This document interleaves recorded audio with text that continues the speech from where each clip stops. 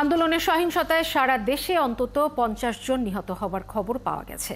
এর মধ্যে সিরাজগঞ্জে ১৩ জন পুলিশ সদস্য সহ ১৯ জন, নরসিংদীতে ৬ জন, ফেনীতে ৬ জন, মাগুরায় ৪ জন, পাবনায় ৩ জন, কিশোরগঞ্জে ৩ জন, মুন্সিগঞ্জে ৩ জন, রংপুরে ২ জন, কুমিল্লায় ২ জন, বগুড়ায় ২ জন, বরিশালে ২ জন, জয়পুরহাটে ১ জন এবং রাজধানী ঢাকায় ১ জন মারা গেছেন। এছাড়া হামলা হয়েছে সংবাদ মাধ্যমের কর্মীদের উপর, আহত হয়েছেন অনেক সাংবাদিক। সহকর্মীদের পাঠানো তথ্য ছবিতে প্রতিবেদন। সকালে রংপুর টাউন হলে অবস্থান নেন আন্দোলনকারীরা, আর আওয়ামী লীগ নেতাকর্মীরা অবস্থান নেন পায়রা চত্বর ও জাহাজ কোম্পানির মোড়ে। এক পর্যায়ে দুই পক্ষের মধ্যে ধাওয়া পাল্টা ধাওয়া শুরু হয়। এতে স্বেচ্ছাসেবক লীগ নেতা খসরু মিয়া সহ মারা যান ২ জন।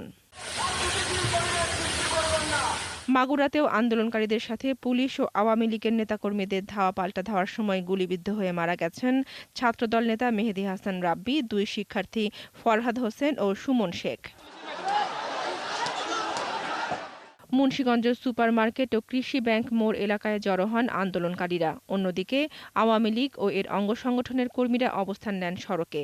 এক পর্যায়ে দুই পক্ষের সংঘর্ষে গুলিবিদ্ধ হয়ে ২ নির্মাণ শ্রমিকের মৃত্যু হয়।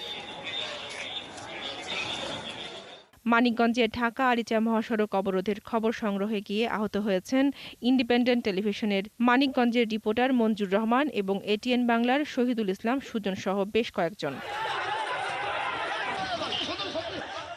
সিলেট ও পটুয়াখালীতে পেশাগত দায়িত্ব পালন করতে গিয়ে হামলার শিকার হয়েছেন ৭১ টিভির ২ সাংবাদিক হোসাইন আহমেদ সুজাত ও আহসানুল কবির রিপন।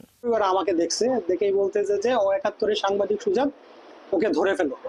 ধরেই প্রায় ৩০ থেকে ৩৫ জন হামলাকারী তারা আমার উপরে সেই ঝাপটে পড়ে আমার মাথায় প্রচন্ড আঘাত করে, আমার এই যে হাতে ওইখানে মারে। খুলনায় বেলা ১১টা থেকে শহর জুড়ে তাণ্ডব শুরু করে আন্দোলনকারীরা। এ সময় তারা হাদিস পার্কের সামনে আওয়ামী লীগের অফিসে এবং শেরে বাংলা রোডে স্থানীয় সংসদ সদস্য শেখ সালাউদ্দিন জুয়েলের বাড়িতে আগুন ধরিয়ে দেয়।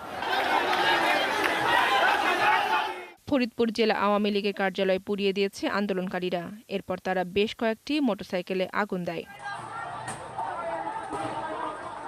ঝালকাঠি শহরের ফায়ার সার্ভিস সড়কে আন্দোলনকারীদের সাথে ছাত্রলীগ ও যুবলীগের নেতাকর্মীদের সংঘর্ষে ১৫ জন আহত হয়েছে। জামালপুরেও ইউনিয়ন আওয়ামী লীগের কার্যালয়ে হামলা ও ভাঙচুর চালায় বৈষম্য বিরোধী আন্দোলনকারীরা। এ সময় ২টি মোটরসাইকেল পুড়িয়ে দেওয়া হয়। বনশ্রী হালদার, ৭১।